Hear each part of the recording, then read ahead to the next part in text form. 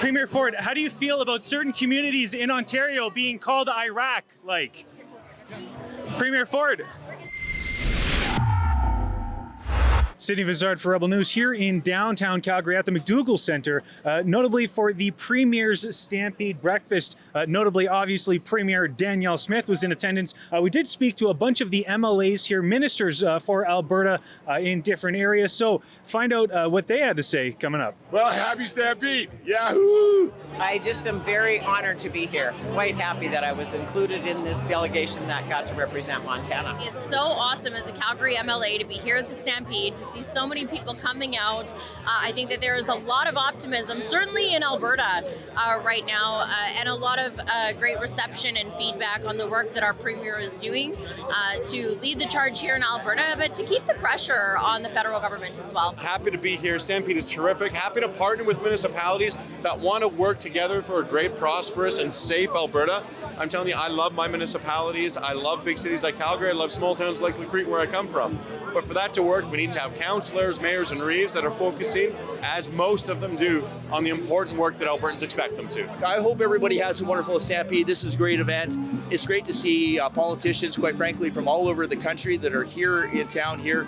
There's great excitement, businesses happening, people are happy, and this is really what it is to be Alberta. Premier Ford's here, Premier Scott Moe was here last night.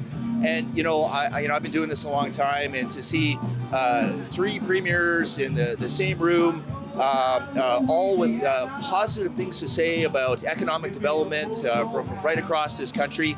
It's part of this relationship that's really going to get this economy to the next level, quite frankly. We have plenty of reasons to celebrate today. It's Stampede season, the best time of year when we can start the day bright and early with amazing food and fantastic music. We've got special guests, of course, joining us. My friend Ontario Premier Doug Ford, my friend Saskatchewan Premier Scott Moe, as well as Pierre Poilievre, the leader of the Conservative Party. They're all here to take in the greatest outdoor show on earth and to strengthen the deep friendship between our provinces and our nation. My goal is very simple, and that's to make sure that we maintain our education system as being world-class. We score amongst the very best in the world when it comes to student rankings. We just have to maintain that and contend with this incredible growth that we're seeing, which is a good sign. It's a good sign of Alberta's success that so many people want to come here and be a part of the Alberta story, and we just have to make sure that we're able to contend with it. We're seeing record numbers of students enrolling in our schools, so we have to build new schools as quickly as possible. That's one of the top things on our agenda. With a lot of that growth, we also have more complexity in our classrooms, more students who need support because of diverse learning needs. And as well, of course, we have ongoing negotiations with the teachers, so we're hoping to find a deal with them. Now, we've seen in past, there have been some very nudity-oriented books that have been in our schools. Where's that situation at right now? I've actually drafted the ministerial order, and we'll be announcing it later this week. So stay tuned for that. We'll have some more information to say once it's formally announced, but it's already drafted and signed and ready to go. And when it comes to this rapid expansion in the schools right now, I mean, obviously we're going through a birthing shortage, a birthing crisis. So I imagine this is mostly immigration, which means that there are added complexities that come along with? Yeah, I've taken a look at some of the population numbers from Alberta Treasury Board, and a lot of our population growth is being driven primarily from immigration and transfers from other provinces, net inter-provincial migration. We have seen some increase in students with English as an additional language or refugee students, but overall we are seeing a dramatic increase just in the overall number of students. And also students with more complex needs, whether it's learning disabilities or other needs, that cognitive delays that just need some more personalized and individualized support. So as Minister of Environment and Protected Areas, obviously there's the talk about getting energy to market in Alberta, notably in stronger provincial ties. We've obviously got Premier Ford here. Is that a good sign? I think it's a great sign. I mean, here today we have Premier Moe from Saskatchewan, Premier Ford from Ontario. I can tell you that last week I was at the Federal, Provincial, Territorial Environment Ministers meeting. We have another great ally in the Environment Minister in Ontario and Saskatchewan and even Nova Scotia as well. And even folks from other provinces recognize the importance of I would say, first of all, safe, affordable, reliable energy that comes largely from Alberta, but of course across Canada, and how important that is for our economy and, of course, even national security. And a follow-up from one of our previous interviews, where's it at with natural carbon sequestration? Yeah, so we're going to be doing a little bit more work on that through our nature strategy, which is going to be coming out probably later this summer or fall. But when we talk about the abundance of natural resources we have here in Alberta, that's not just oil and gas. I mean, when you look at our forests and our ability to naturally sequester carbon, we do have a lot of potential there too. It's been a little bit more challenging to quantify that, but we have a lot of partners across the province doing that work. And obviously that's a lot of the work we do in environment. It's not government doing it all, it's community partners and organizations out there pulling some of that together. And so more to come, I would say, in the next coming months. And so what is it that you are going to be most focused on throughout the summer? So throughout the summer, we've got a lot of work coming on water. We've got changes to the Water Act legislation coming up for the first time in 25 years this fall. Again, continuing to push the federal government for some common sense, and that would be on looking to see the net zero electricity regs gone, the production cap gone. Obviously, we've had a couple of meetings with our new federal minister of environment, and unfortunately we haven't seen any movement on those yet, but we will continue to push for that, of course. We're uniting with Ontario to amplify our voices and double down on our efforts to carve a path forward together for Alberta, for Ontario, and for Canada. We just hired the new chief for the Alberta Independent Police Service. We're going to be working with municipalities all throughout the province. I think, as you saw during the announcement, we had Coaldale and as well as Hardisty that made a commitment to the Alberta Sheriffs, and we're going to continue to try to keep people safe in the province of Alberta. You've also done some great work when it comes to the community, when it comes to the availability for drug recovery. Where is that situation right now for Alberta? So the new Minister of Mental Health and Addictions, Rick Wilson, he's taken over about a month ago, and he's doing great work. I had that file. We did some incredible things. We passed a bill on compassionate intervention, which says that if somebody's a danger to themselves or others due to their drug use, then they need care. They need recovery. And continuously facilitating addiction time and time again, like the BC Vancouver model, is going to lead us to bigger and bigger disasters of public addiction and chaos and carnage in homes. So instead we say we'll get people help, we'll get them. Imagine this, a healthcare system that gets people healthy and doesn't harm them. So that's what we built here in Alberta, and Rick Wilson's doing a great job leading that ministry now. Premier Ford, how do you feel about certain communities in Ontario being called Iraq-like? Premier Ford. So far, it's been really great. We came in yesterday afternoon and got to participate in the functions that were going on down by the square. And so today we're here and we're going to flip pancakes and help serve the public that's here to eat pancakes. Sounds good. And what kind of bonds, economically speaking, are you hoping to strengthen between Alberta? Well, I think anything that we can do to strengthen the Montana and Alberta trades it's great. It's good for both economies. I mean, we're great partners already, but anything we can do to enhance that would be great. This report is brought to you by Alberta powers Canada, but Ottawa keeps limiting our potential. The Alberta Next panel wants your ideas to strengthen our sovereignty within a united Canada. Help decide what's next for Alberta. Visit alberta.ca/next. But Alberta, we have a lot of things in common. Even last night, talking to your dignitaries, I really learned how similar we are. In our politics, in our economies, our agriculture, and our energy. So I think we have a lot to learn, but we're just building that relationship as far as my corner of Montana.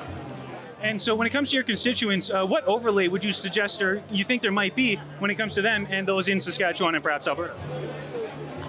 I think our values are very similar. And I think our values, and I think because of agriculture, it's more salt of the earth people. So I think the bond is there. We just need to keep the economy going. And as you mentioned, maybe try to work on it on a province to state level, whether federal government to federal government, because I think our values are more similar that way. Well, and we also saw Prime Minister Mark Carney getting a booze recently at the Stampede. Please welcome the Right Honourable Mark Carney, Prime Minister of Canada. Oh my God, everyone's booing.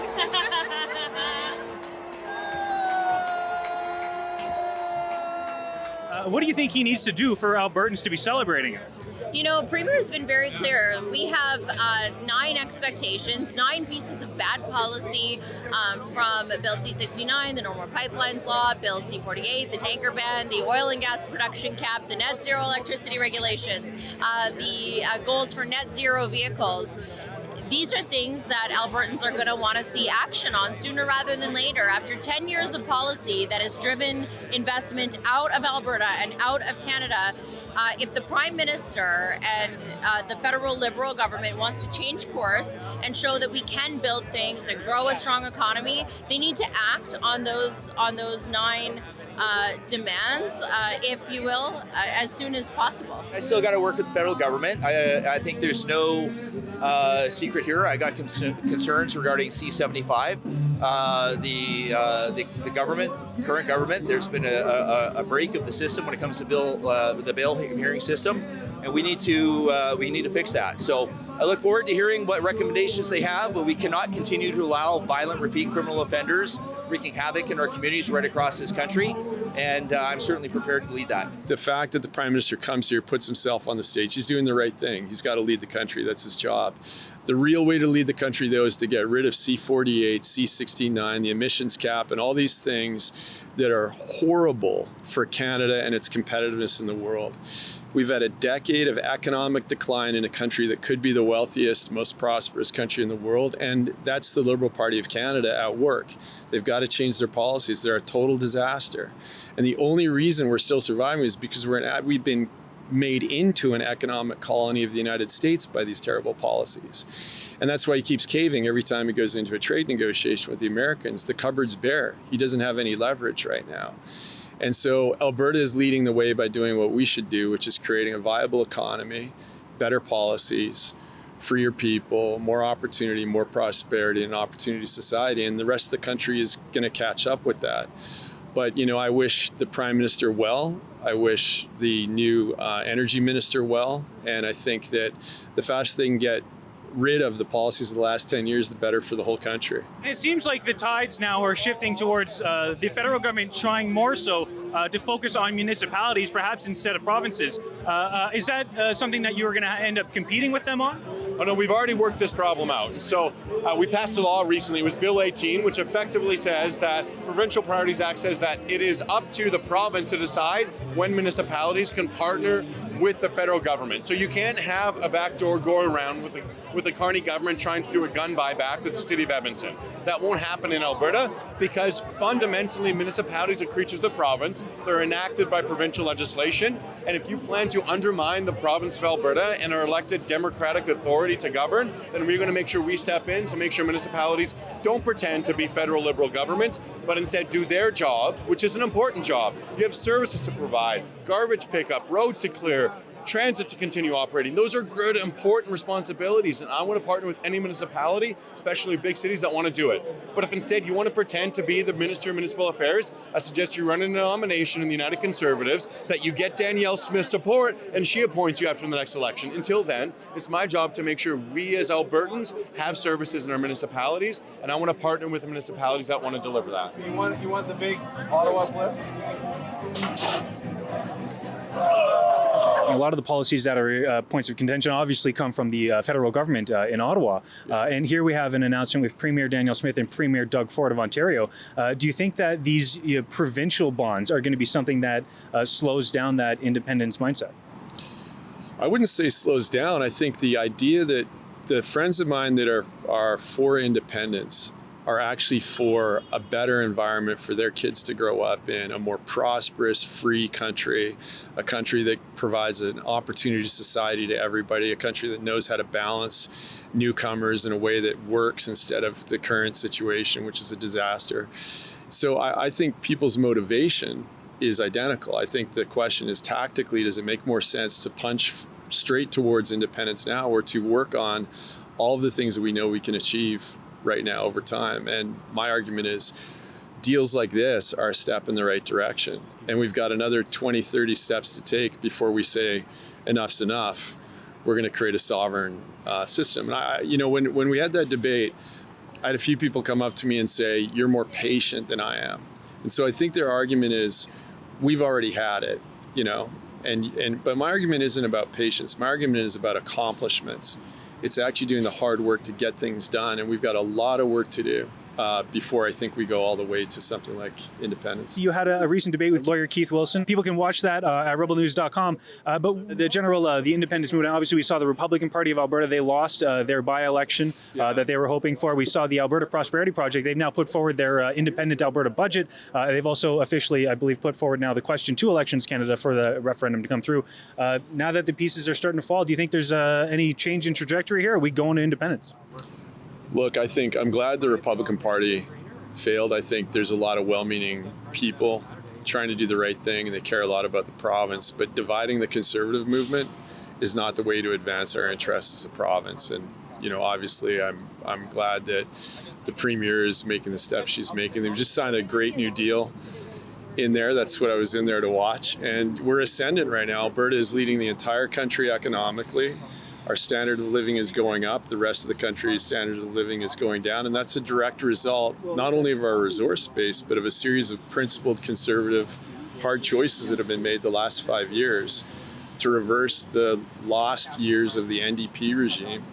And the closer we get to conservative policies being implemented here, but also across the country, the better all Albertans and all Canadians are going to be.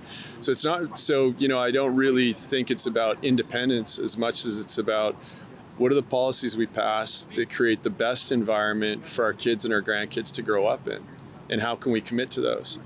And there's a lot of those. You know, it's not just one thing. And so my concern is that we put the cart before the horse right now if we talk about independence before we've secured the sort of policy environment in Alberta that really makes us the best economy in the world. And we've still got a lot of work to do on that.